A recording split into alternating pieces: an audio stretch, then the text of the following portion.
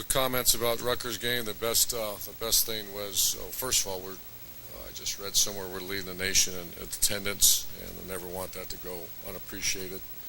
Especially a little drizzly rain out there, and everybody was there and having a great time, and we appreciate our Ohio State fans and students. Second thing was a quick start. Once again, that was emphasized, but everybody says they emphasize that, so I thought our coaches once again did a good job getting that going, and most importantly, the players did. Champion efforts were wide receivers, on offense champions. Evan Spencer, hard for me to say he's not one of our MVPs right now the way he's playing for us. And I know statistically sometimes it might not show up just because we spread the ball so well right now. But he starts on kickoff now. He was one of our main guys on punt against Maryland when we had to tackle that punt return. I just trust him with everything. And it's to the point where we're trying to find ways to reward him. That was the one time we threw it to him 3 times right down the red zone. That was all me, just trying to reward a person that's selfless, and just love who he is right now. Jalen Marshall is really much improved. He also graded a champion. Tight ends, Jeff Hireman graded a champion. I'm not quite sure why Nick Vanette. I thought he played pretty good, but he must have had some missed assignments. Offensive line, Taylor Decker, Pat Elfline, and Jacoby played well. And then the player of the game was our tailback, Ezekiel Elliott, at tailback. You might say, well, J.T. Barrett, I think, was he conference player of the week? Yeah, J.T. And he could have played a lot better. He could have played a lot better. So I love when our coaches do that. There's nothing quite like a guy that thinks he played great, and then position coach jumps right in the middle and say, this is what we could have done better. So offensively, and you evaluate it against a team that we had a lot of respect for. We considered them, I use the term 6-0 team, coming into our home stadium. But offensively, could have played a lot better. That was not one of our better, great days, but we expect more. Defensively, created 3 turnovers. Again, scored a touchdown. Our third down defense was excellent.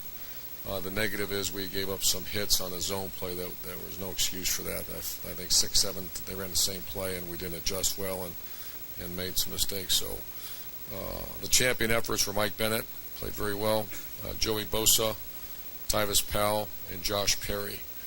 The guy that played his best game was Durant Grant, graded out 98%, had 12 opportunities, made 11 of them, and his best game as an Ohio State Buckeye. Special teams, we had 1 punt. We went for 53 net. Our punter's doing a nice job. The coverage is doing a nice job. Kickoff, we didn't do as well. We have some injuries we're dealing with. Devin Bogart, still don't know the final analysis on him. Dante Booker was pulled out of the game, and I'm thinking someone else on kickoff I lost. So we're going to have that conversation today about how we're going to fill that most important unit, that very important unit. But that said, I'll answer your questions for you. You're halfway through the regular season. You were not particularly effusive Saturday. You're not right now. But given the injury to Braxton, given all that you've had to deal with, how happy are you with where the team is right now? I love coaching this team. When I look at our champions and I see Nick Vanette and I see J.T. Barrett not under the champions, I want that mentality of, if our expectations are higher than the players of himself, that's a problem. And that happens a lot. When you see a great player and we think you should be this, but the player doesn't think you should be that, the player usually disappears or just doesn't become a great player. But I love when a coach, the good thing about J.T. Barrett, they had the conversation yesterday, but I wasn't a part of that. But I like the way when coaches say, okay, you're a Big Ten player league, but you didn't play very well. Here's what we can do better. As opposed to always, boy, what a great job, when it really wasn't. So I like the culture of the program right now. I like the players, the way they're being coached. I love the responses. And that's enjoy coming to work every day when you have a team like that. Kind of give a quick little scouting report on Penn State. Obviously good defense. Number 1 defense in the country as far as rush defense. Very, very well coached up front. Good personnel up front. You got a tough guy, Borland type middle linebacker. It's real active. I think he leads the team on tackles. Do a very nice job. Number 1 in America against the run. On offense, obviously we got a lot of respect for that big quarterback, Hackenberg. Tremendous player. statistically came out as shoot high completion percentage. He struggled a little bit, but he's playing very well. And then they got just a boatload of tight ends. They try to all play them all, so it's a lot of 12, one back, two tight ends, 13, three tight ends, which in the past has given us problems as far as run fits. They don't run the ball particularly well right now, but they're a very good throwing team. Yeah, Urban, could you elaborate on JT? Like, what is it that y'all saw Saturday that he wasn't doing well? What kind of graded him down, I guess? Well, whenever you see a legal procedure, that's the quarterback, and that's the leadership of the quarterback, and it happened one time earlier in the year. I like the way he started. Someone told me he went 9 for 9 or something to start the game. That's obviously very good. But he misfired on a couple balls. He threw a ball behind Evan Spencer and missed on Dontre Wilson on a touchdown. There were a couple plays, but that happens. That's not when you see graded down. You don't grade a guy down. You coach him up to throw the ball better. Graded down is just the quarterback position. And I think Tom will give you some insight more later when you visit with him. How comfortable, I know we ask you every time that you go on the road, but it's only been a couple of times, but how comfortable are you taking him into Happy Valley, into the white shirts and all that kind of stuff on Saturday night? I mean, how do you think he will handle that? More comfortable now than several weeks ago.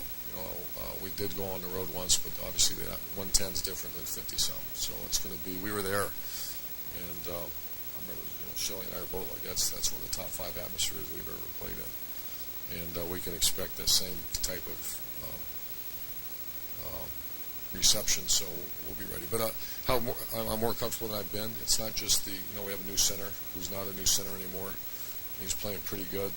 By the way, I know he rolled his ankle a little bit, but he should be fine. More comfortable than we've been, but still glad we have Tuesday, Wednesday, Thursday to get ready for it. Can I ask one little thing? With JT on that 33-yard run, he said, I think y'all had a screen call and they jumped it. And he makes all these decisions just like this. It goes 33. What does that tell you about, I guess, the way he's come along as a decision maker, cool, keeping his cool, etc.? That might be as good an example, because a lot of times quarterbacks, on a drop back pass, when it's not there, a lot of times you will scramble. That's kind of instinctive. When a screen's not there, that's when you see guys twitch and panic and because if you throw it down the field, it's a grounding call. Not a grounding call, it's a legal man downfield. Yeah, so there's all kinds of issues, but I credit Tom Herman, and that's not by accident. Those are a well-coached player that understands the game. That was an impressive play. They dropped 8 guys into coverage right to the screen. He put his foot in the ground and went north-south. That's good stuff. Coach, different strokes, I guess, from Mike Vrabel to Larry Johnson. Quite a 2 ends of the spectrum personality-wise, and maybe the way they coach. A little mellower kind of guy. How's that worked out, and does hiring him maybe mean you've changed a little bit as well? The only thing I'd say is on the surface, that might seem, I think they're very similar guys. Extremely high-end character people that are family-oriented guys that you want leading your players. Mike is a former NFL guy that maybe it's seen, but those 2 guys are very similar. The way Larry's a very intense individual. His practices are very meticulous, like Mike was. So I'd say they're more similar than different. Mike might let some colorful. I don't know all these languages, but just phrases or whatever. But other than that, they're very similar guys. Fatherly? I would say that. I think that probably comes with. I don't know though. I mean, Mike Vrabel did a heck of a job now. They're very similar guys. They're 2 good coaches.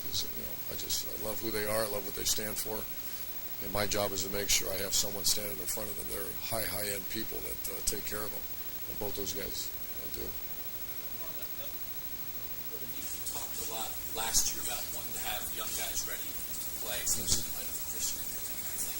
When you talk after the game about maybe just the second team not being where you want it to be, it seems like obviously like the most important position on the field when you lost your guy, you lost Braxton, you had a young guy ready.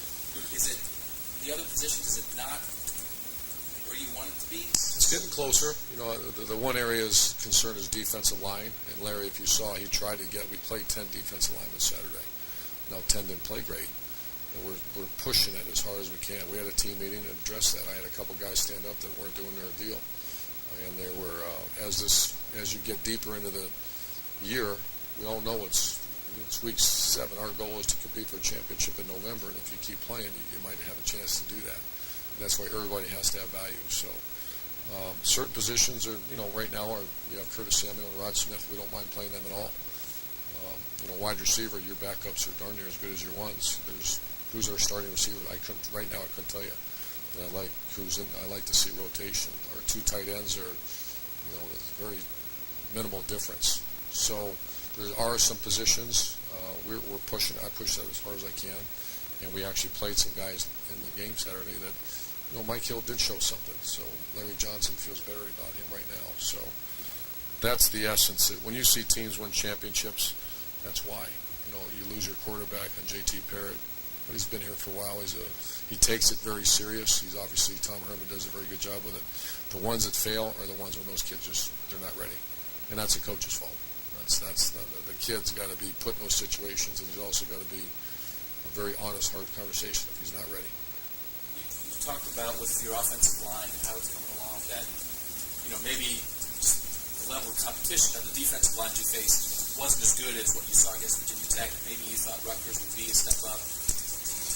Did you learn anything more about the offensive line, and is Penn State a step up for them? Step up. Rutgers was a step up. I think Maryland, Rutgers, you're getting better and better. And once again, I don't want to say they didn't have a good defense line because they certainly did. We did not. The last 2 weeks, we haven't played as good offensively up front as we expect, and that will really surface this week if we have to play better in the offense line than we did Saturday. Coach, you've been praising your staff for their preparation and game planning for your quick starts. I'm wondering, as a team, if you're also recognizing an improvement in mid-game adjustments, or is that something that's been consistent all along? That's pretty consistent, and I think that's easy for a coach to do. I don't want to use the word fun because that sounds kind of silly, but I mean that's a coach for 30 years. You see something on the field, you make adjustments. You're expected to do that. It's uncomfortable sometimes to make sure your players are jump-started from the get-go. I mean, that's, cheerleading stuff, and that's the heart-to-heart talks and the weekly, motivation during the week, getting ready for the game. So anytime a team and a unit's come out and play well early, because I've challenged them. I mean, that's really, really challenged them, and they've responded. We're talking about our coaches, and they've responded. Admitted being stingy with praise for your assistants. I think I'm using your words, but what is it that they have done so exceptionally that you recognize them even after the game on Saturday? If a coach makes an adjustment during a game, you're supposed to do that. You're getting paid a lot of money. You're at Ohio State University. For me to say, hey, pat a guy on the back, say, well, that's really cool that you did. No, you're supposed to do that. As a matter of fact, we got an issue if you don't. It's the other thing. It's to get the motivate. To me, what's not easy is the motivation of 18, 19, 20-year-olds with all this chaos going on in the world, to get them to put their foot in the ground and go as hard as they can right from the big get-go. And that's what I'm seeing our coaches do. That's why I brought that up. Then, not just with JT, but the offensive line, the skill players, all those guys who are so maybe inexperienced the first few weeks. Did you all as a staff feel limited offensively? And how does that maybe compare to what you can do now?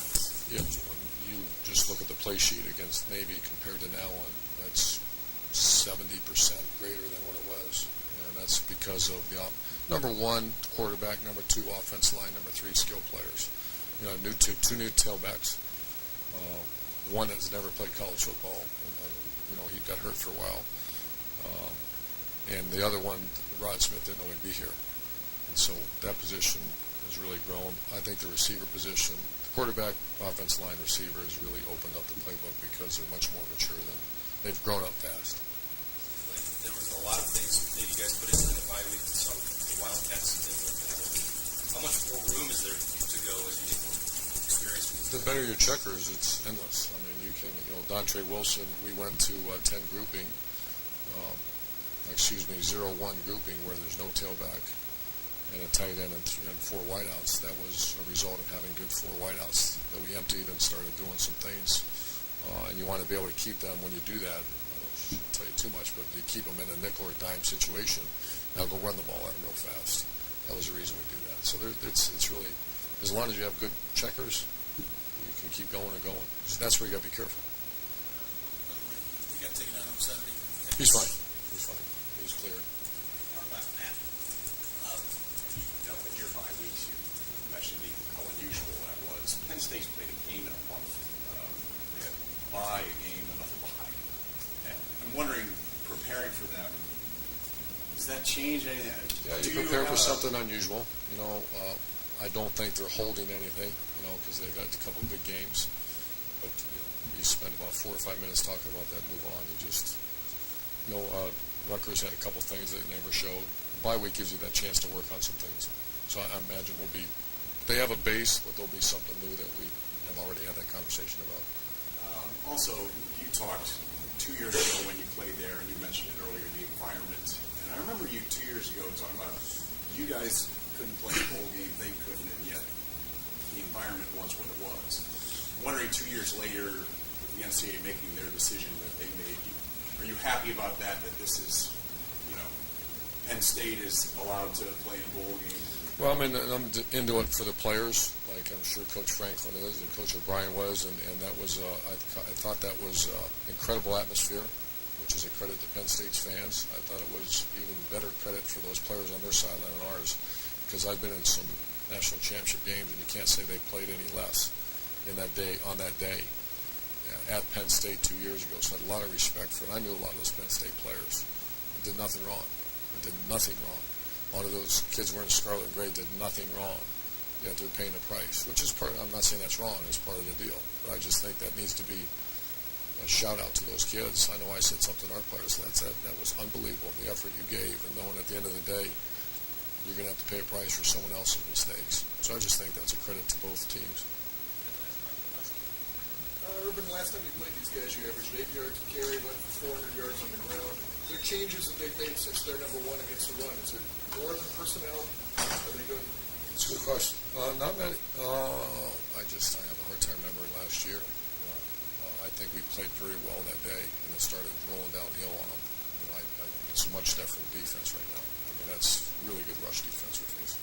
One more quick thing. You touched on this after the game right now, that Michigan State won by the exact same score you guys did. There's no consideration that some of your players might think ahead of what might be in line. I think if you played a really bad team, I think that happens. You try not to let that happen. But going on the road in front of 110,000 people and knowing that we didn't play great, we did not play great Saturday, and we expect to play great. So that's once again to go back to when I read this, and I didn't really think about it. When I see Nick Vanette and JT Barrett not great champions, that's tough coaching. I like that.